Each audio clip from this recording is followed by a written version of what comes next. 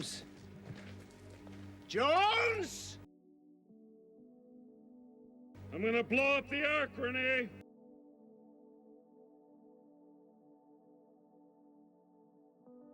We start in Thailand, 1 year after Raiders, with a movie called Gold Raiders, and they even got themselves a real American star. Well, they got the guy from The Exterminator, who took the free trip to Thailand and then didn't bother dubbing his own voice. So the hero of this movie is played by two different people. A plane carrying $200 million in gold gets shot down over the jungle in Laos, and the CIA sends in a team disguised as local fishermen. No temples, no archaeology, but don't worry, the movie compensates. There's a scuba knife fight, there's a rubber shark, and there's even a cave full of giant vampire bats. But the real star is the villain, a sadistic general with a wooden leg. At one point, he announces he'll repair the helicopters personally, then turns around and machine guns one of his own helicopters with the repair crew still on it. And during his sex scene, yes, the wooden leg general gets a sex scene, a dog runs off with his leg. It sits at 4.2 on IMDb, which feels generous. But this was just the warm-up act. Hong Kong asked a simple question. What if Indiana Jones and E.T. were the same movie and everybody in it knew Kung Fu? The hero is played by Andy Lau before he became one of the biggest stars in Asia. He's a mercenary whose archaeologist friend digs something up in Greece and sends him a letter. "My life is in danger. Please help." So Andy flies out to the rescue mission and brings his 7-year-old nephew to the place with the killers. They shot this on location in Greece without permits, which means the people in the background of these scenes are not extras. They're real tourists watching Andy Lau do Kung Fu at the Parthenon with no idea what's happening. The bad guys are KGB. The good guys are Interpol, led by Cynthia Rothrock, the queen of 80s martial arts movies. The fights in this thing are legitimately incredible. A lot of people call it Rothrock's best movie, but everything else is just ridiculous. Even the treasure is a glowing green rock with an alien inside. It's been stuck in there for 2,000 years. It talks to the kid telepathically, and at one point it grows a little glowing finger so they can pinky swear. And then there's Communist Poland. Together with the Soviet Union, they made their own Indiana Jones with state money as a serious epic.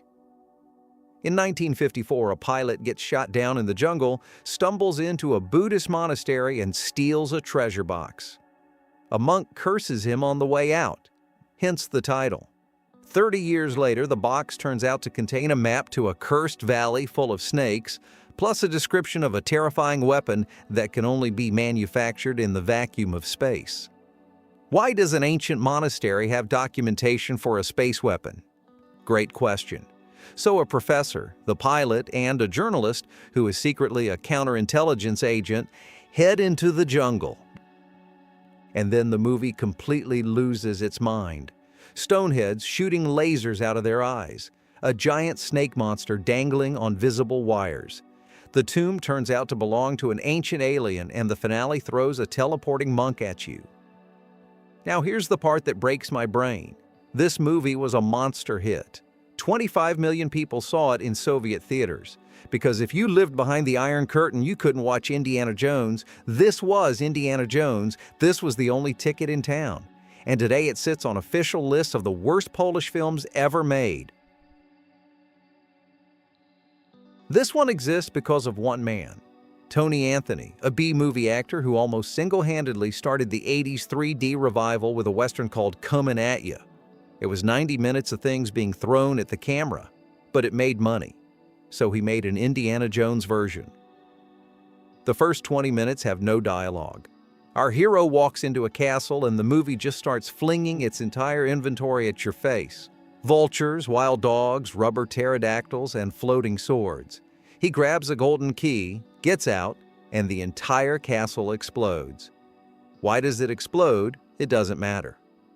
It exploded in 3D.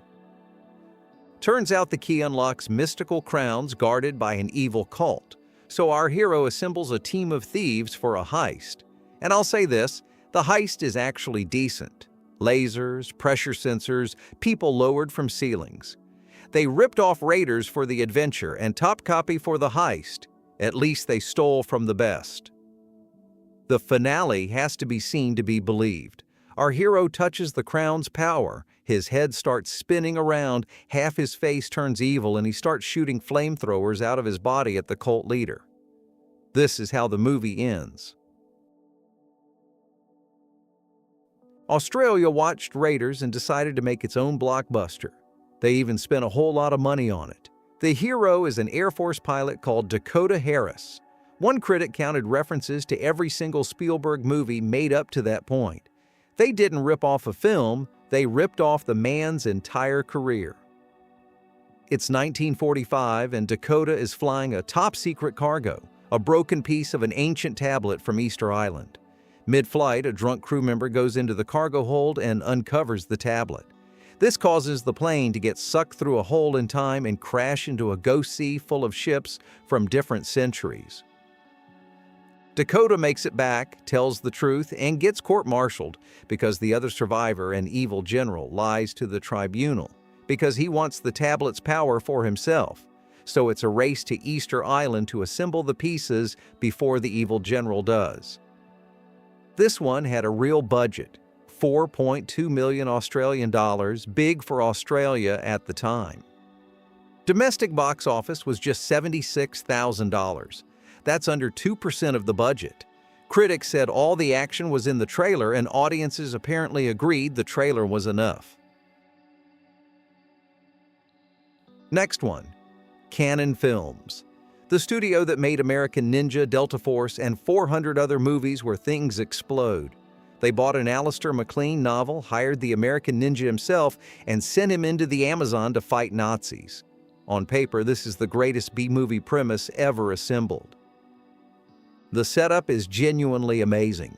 In 1945, a mad Nazi scientist loots the Reich's money, packs up his human experiment lab, and escapes to South America, shooting his own Nazi partner in the leg on the way out. 20 years later, the partner wants revenge, so he joins an Amazon expedition led by Dudikoff, wearing a wig as a disguise. Robert Vaughn and Donald Pleasance play the two Nazis, two legends cashing checks and hamming it up magnificently. The lost city they're all searching for turns out to contain a full Frankenstein laboratory inside an ancient tribal temple, and the doctor has been experimenting on people for 20 years in there.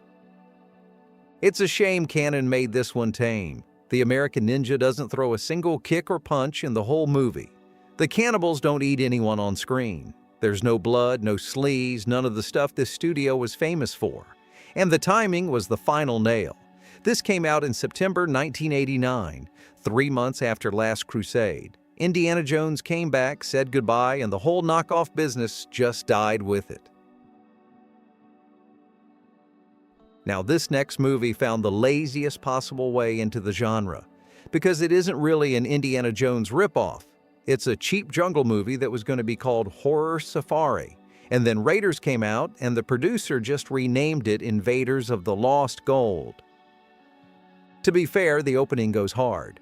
In 1945, Japanese soldiers hide a fortune in gold in the Philippine jungle and get massacred by headhunters. Heads on spears, limbs coming off. You think you're in for something. And then it jumps to the present day. An expedition goes in after the gold, and the movie becomes people walking through a jungle for an hour. The action mostly happens off-screen. You hear it, and then someone tells you about it. The cast is honestly incredible for this level of garbage. There's Oddjob from Goldfinger in his final movie. There's the star of the Emmanuel films, whose complete role is show up, get naked, and die. And the man who produced it made a whole career of this. Mondo shockumentaries, slashers, fake Bruce Lee movies after Bruce Lee died. Whatever sold that year, he made a cheap one. In 1982, Indiana Jones sold. That's the entire story of this film. Italy didn't just rip off Indiana Jones, they industrialized it. One director cranked out 3 of these jungle adventures in 4 years with the same leading man. A British B-movie regular named David Warbeck, Italy's official discount Indiana Jones. He was considered to replace Roger Moore as James Bond, and the producers passed on him for being too wooden. So instead of Bond, Warbeck got the hunters of the Golden Cobra. It's World War II, and a soldier of fortune has to retrieve a Golden Cobra idol with supernatural powers from a jungle cult. He parachutes behind enemy lines to grab it before the Japanese get their hands on it. The movie swapped out the Nazis but kept the rest of the recipe. The hero gets thrown into a dungeon that slowly fills with snakes. The heroine gets kidnapped in a crowded open-air market. The finale is a sprint to a waiting seaplane while natives fire blow darts. And somehow, out of all this comes a genuinely fun movie, which is why Italy immediately decided to do it again. 2 years later, the same director took the same star and the same supporting cast and made another Indiana Jones ripoff. They ripped off their own ripoff. The two films share so much DNA that people online still insist they're the same movie. Both of them sit around a 5 on IMDb, which by ripoff standards is a masterpiece rating. This time, Warbeck plays a gentleman safecracker in Istanbul. A British lord hires him to steal the scepter of Gilgamesh from a lost temple. The temple is hidden inside a mountain shaped like a swastika. To reach it, the heroes ride camels across 1980s Turkey, a country that, at that point, had highways. And there is no Ark in this movie. I need to be extremely clear about this. The title says Ark. The video cover shows something that looks exactly like the Ark of the Covenant. And in the movie itself, there is no Ark of any kind. The treasure is a scepter. They knew the word Ark sold tickets, so I guess they printed it and hoped nobody would check.